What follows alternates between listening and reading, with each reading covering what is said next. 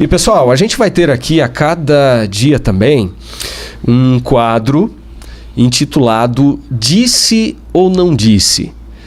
Nós já comentamos aqui, você sabe disso, a internet se tornou um mar de desinformação.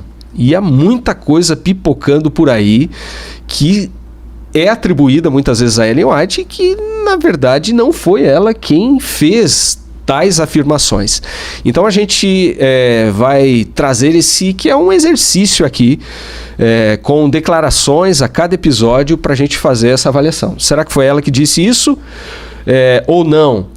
Ou será que ela disse, mas isso tem sido mal interpretado? Então, a primeira declaração que nós vamos colocar aí na sua tela é uma que tem que ver lá com a Guerra Civil Americana, no período de 1861 a 1865.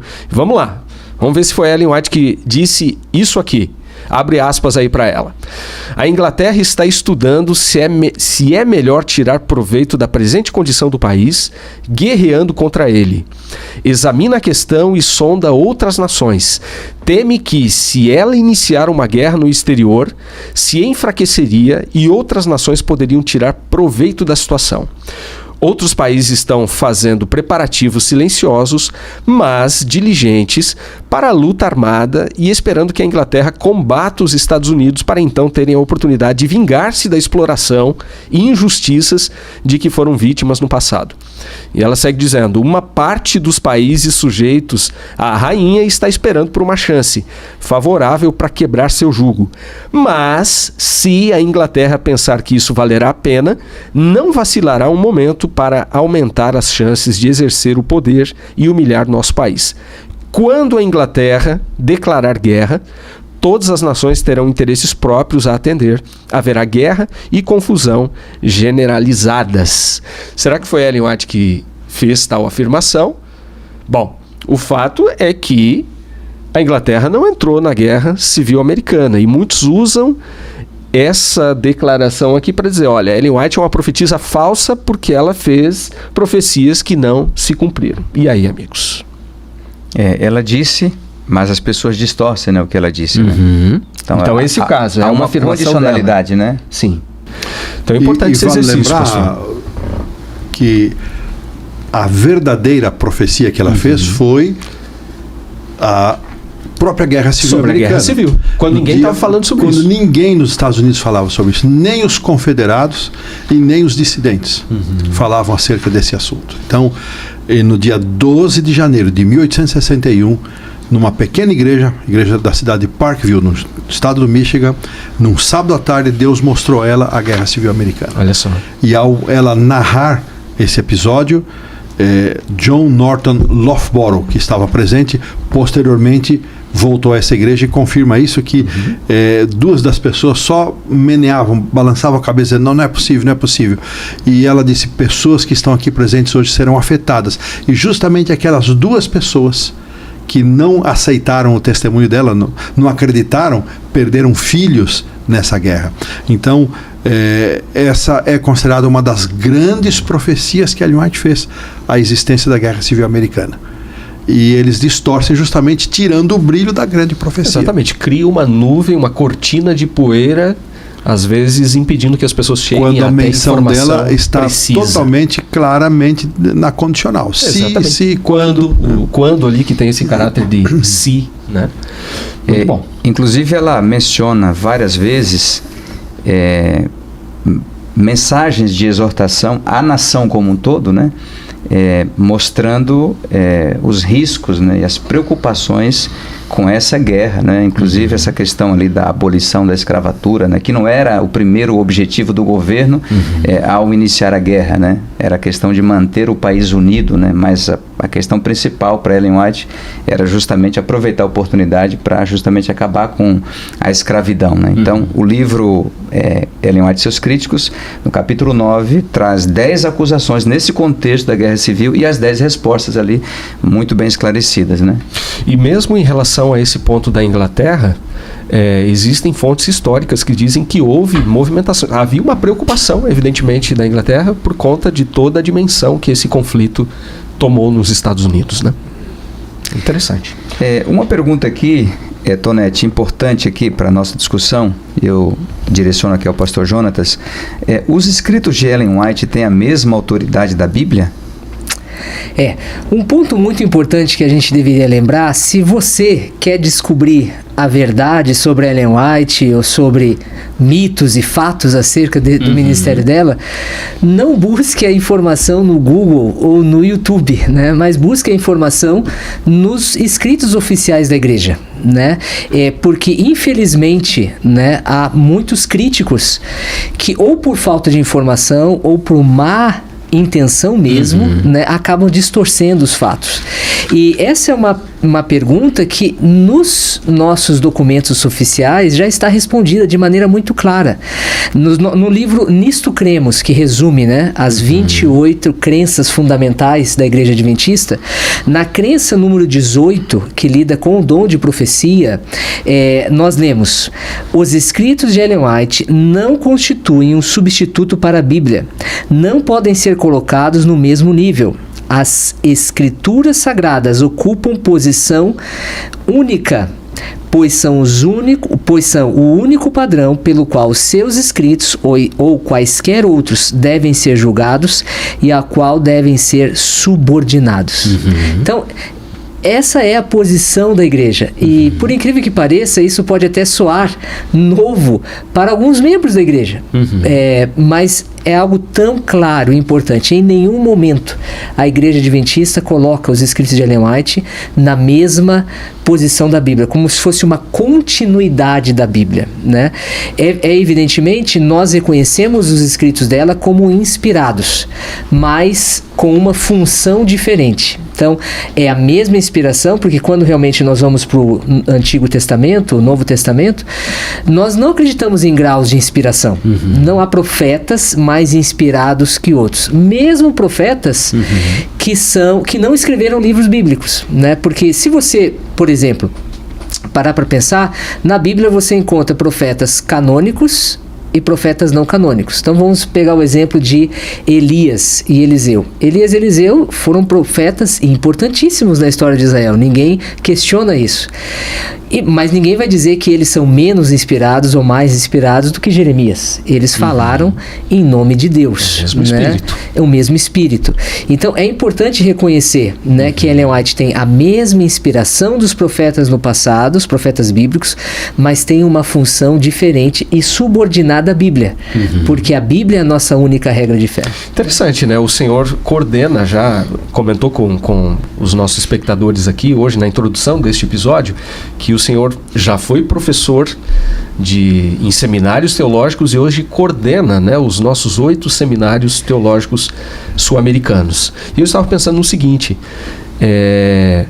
a teologia que é explorada na formação dos nossos pastores e que é a teologia da Igreja Adventista do Sétimo Dia é a teologia bíblica. Nós não temos, como em algumas tradições religiosas que se desenvolveram a partir de sistemas teológicos ali pessoais, teologias, por exemplo, como a teologia luterana, a teologia calvinista. Nós não temos uma teologia, vamos dizer assim, whiteana, certo? Né? Por quê? Porque a nossa teologia é uma teologia bíblica, fundamentada na Bíblia. Não depende de Ellen White. Embora ela confirme, né? Sim, claro. Verdade. E é importante nós lembrarmos que desde os primeiros depoimentos de Ellen White até as últimas afirmações, Ellen White chamou a atenção do povo adventista para a Bíblia. Para a Bíblia, todo o tempo. Então, ao longo da sua vida, ela cumpriu esse papel, chamar a atenção para a Bíblia. E um momento histórico assim marcante, em 1909, quando ela pregou o seu último sermão numa reunião geral da Igreja Adventista, que nós chamamos de Conferência Geral, que aconteceu na cidade de Washington, no dia 6 de junho, era um domingo, ela prega o último sermão às 15 horas, às 3 horas da tarde.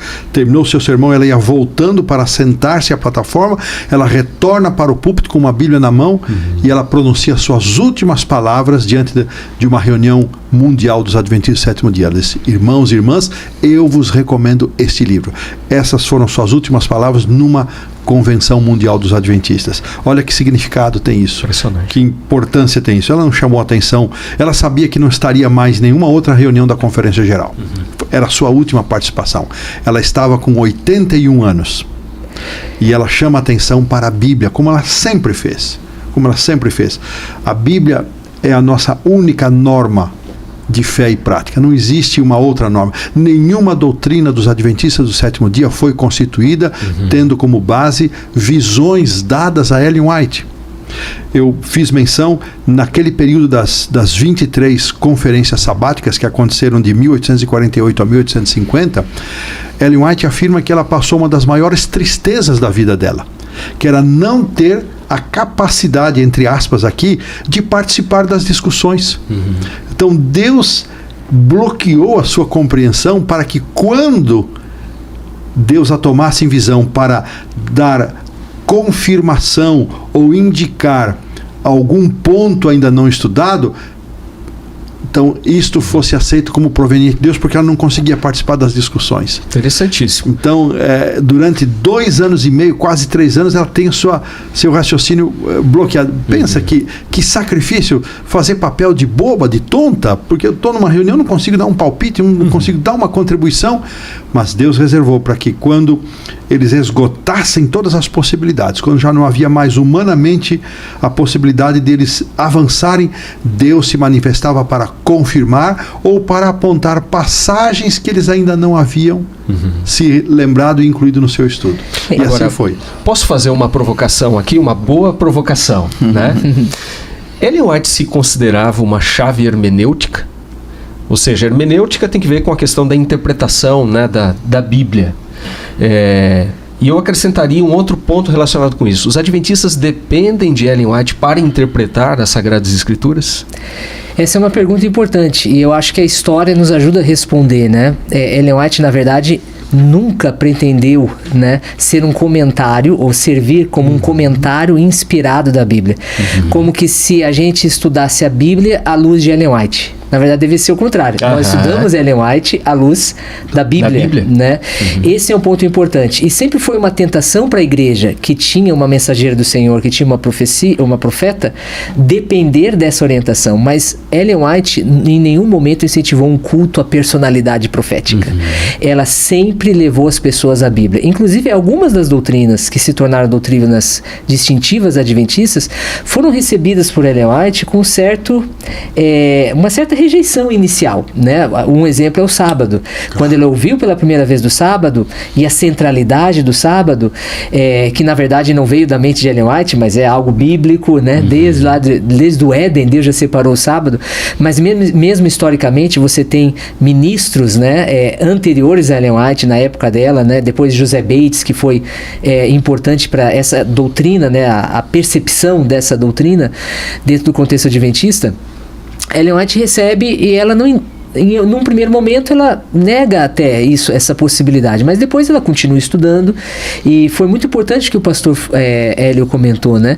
Ela nunca resistiu a essa tentação de ser a palavra definidora, né? Mas sempre Deus levou a igreja a entender. Então realmente nós temos a tranquilidade quanto a isso. Há um registro histórico muito claro que nenhuma doutrina da igreja adventista veio da mão de Ellen White, dos escritos de Ellen White, mas todos foram biblicamente construídos. Isso tem uma relevância para nós, né, pastor Jonatas, porque isso nos estimula o público que nos acompanha e os membros da igreja a nós sermos bereanos, a buscarmos tempo na nossa vida, na nossa agenda para o estudo da palavra, com oração, porque essa foi a forma que os pioneiros utilizaram para formatar aquilo que ela posteriormente, respondendo aquilo que aconteceu em Minneapolis, ela chama de marcos antigos. Então é muito interessante isso. E pastor Alberto Tim tem 5 analogias muito apropriadas que eu acho que cabe serem mencionadas dessa relação de Ellen White com a Bíblia, ou a Bíblia com Ellen White. Então ele menciona, primeiro é um farol. Então o farol ajuda a demarcar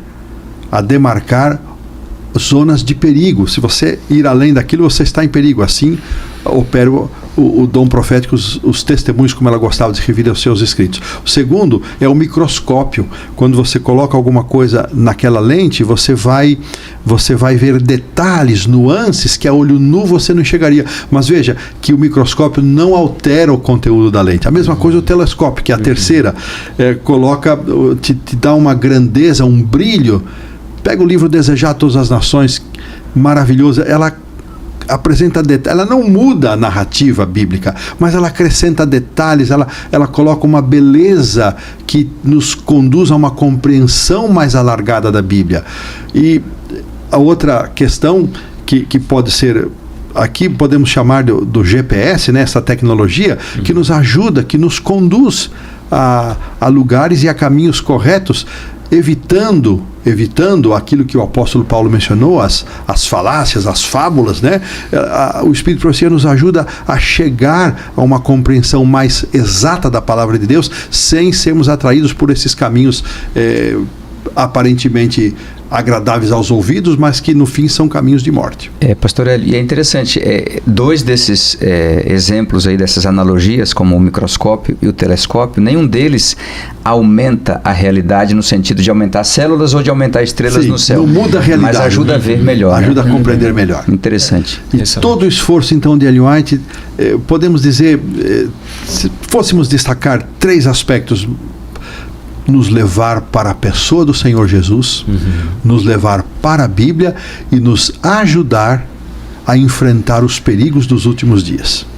Que, na verdade, são conselhos bíblicos que estão esparramados na Bíblia, e ela sintetiza, ela reúne esses conselhos, sabedor, nosso Deus, o revelador, de que este povo que viveria neste tempo enfrentaria os mais desafiadores ataques do inimigo. Então Deus dá esse recurso adicional, que é a manifestação moderna do dom profético, que não é para aumentar a Bíblia, não é para corrigir a Bíblia, não é para completar a Bíblia, senão para nos levar à Bíblia. Muito bom. A gente vai falar daqui a pouquinho sobre as características do verdadeiro profeta. E o senhor já comentou, pastor Hélio, algumas características de Ellen White, e a gente vai falar um pouco sobre isso. Mas antes, eu queria levantar aqui uma outra questão. Nós sabemos que Ellen White evitou a palavra profetiza, atribuindo esse termo para si. Ela preferia ser chamada de mensageira do Senhor. Então a pergunta que eu queria colocar aqui: por que os adventistas entendem, enxergam, reconhecem o dom profético de Ellen White? Eu acho que, em primeiro lugar, é porque a manifestação do dom profético no tempo do fim, na igreja remanescente, na igreja que está no final dos tempos, né, pregando o evangelho eterno, foi profetizado, né? Lá em Apocalipse capítulo 12, verso 17, eu queria ler aqui com vocês. Nós lemos assim, nessa grande visão, né, que abre essa nova sessão no livro de Apocalipse, João descreve, né, no capítulo 12, verso 17, o seguinte: o dragão ficou irado contra a mulher. Quem é o dragão? A gente sabe que é Satanás. O próprio capítulo 12 identifica ele como a antiga serpente, né? Então Satanás ficou irado contra a mulher. Mas o que é a mulher? A igreja, né? Também esse é um símbolo muito comum, tanto no Antigo quanto no Novo Testamento, para a igreja. Então, o dragão, Satanás, ficou irado contra a igreja e foi travar guerra contra o restante da descendência dela, né? Ou remanescente, como nós costumamos chamar, da igreja.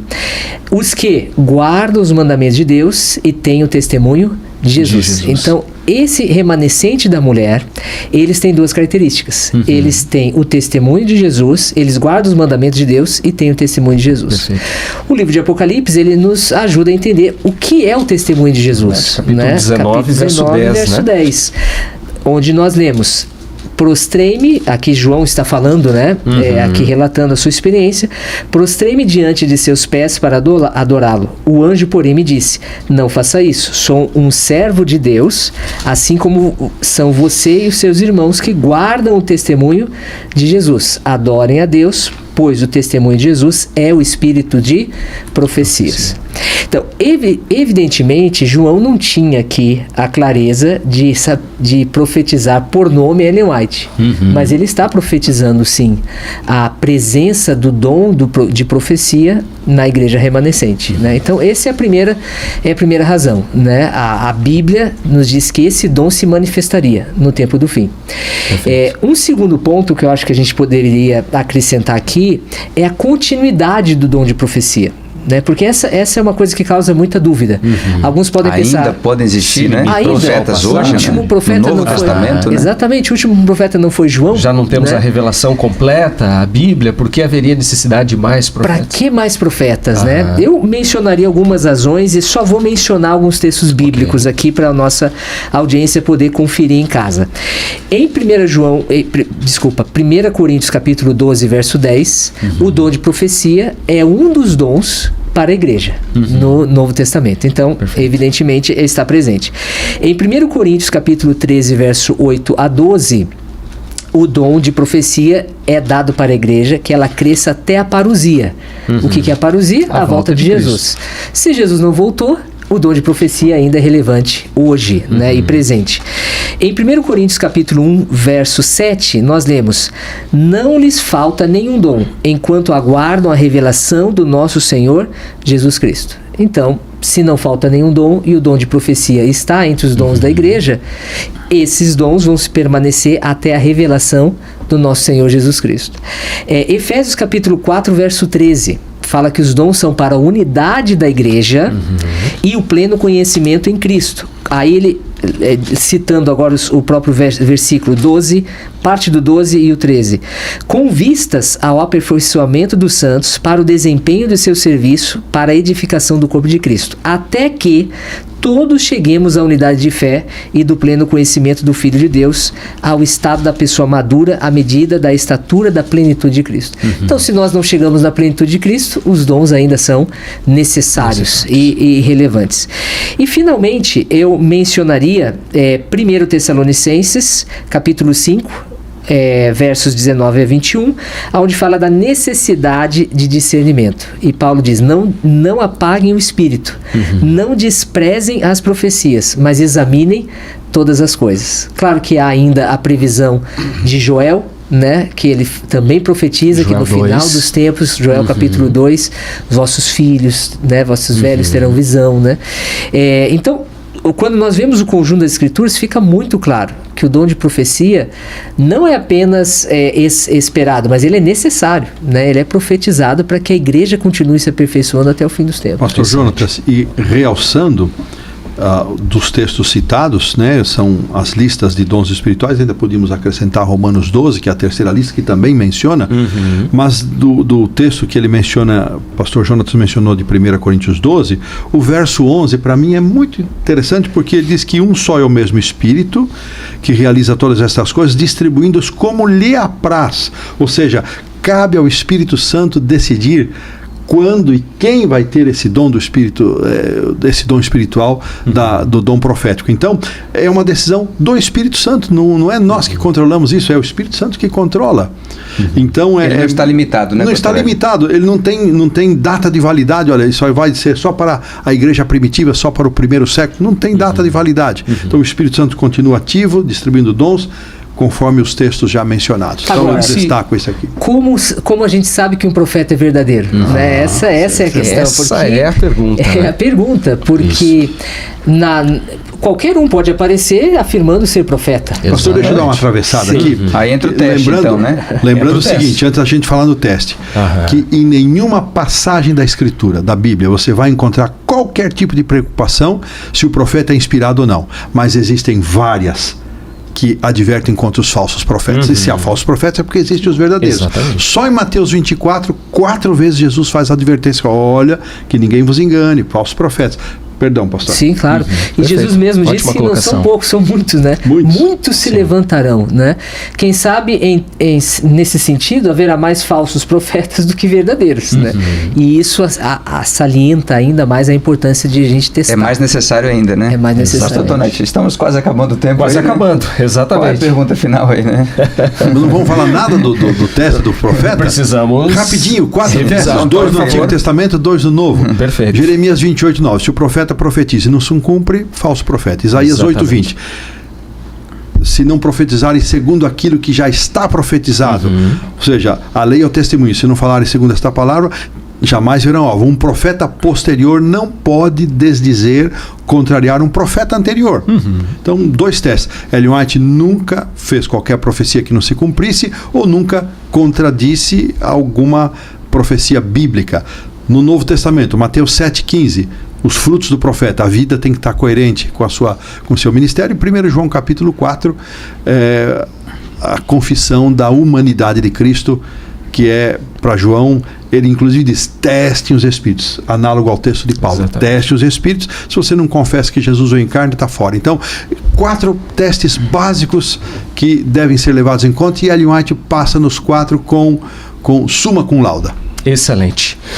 Muito bem, nosso tempo se esgotou, infelizmente, amigos, deste primeiro episódio aqui, que eu acho que já deu um pequeno vislumbre aqui do que nós teremos ao longo dessa temporada, que é um conteúdo para a gente assistir e poder compartilhar também com amigos, adventistas, não adventistas, é um conteúdo de interesse geral.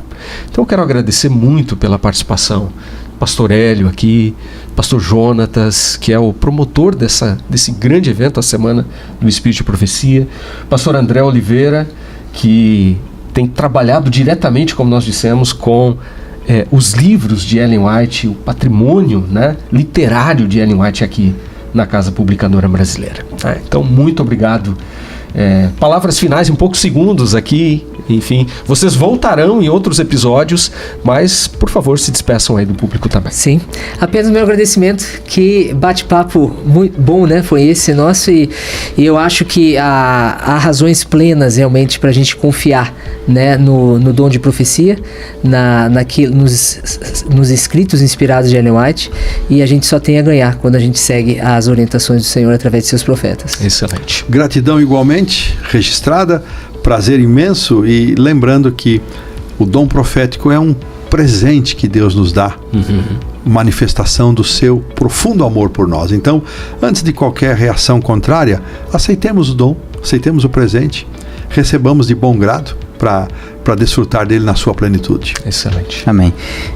E achei interessante aqui o pastor Hélio falando sobre os testes, né, as evidências, fidelidade doutrinária, fidelidade cristocêntrica e frutos na vida dela, né, que a gente possa entender isso e olhar de outra forma para Ellen White, né? Perfeito.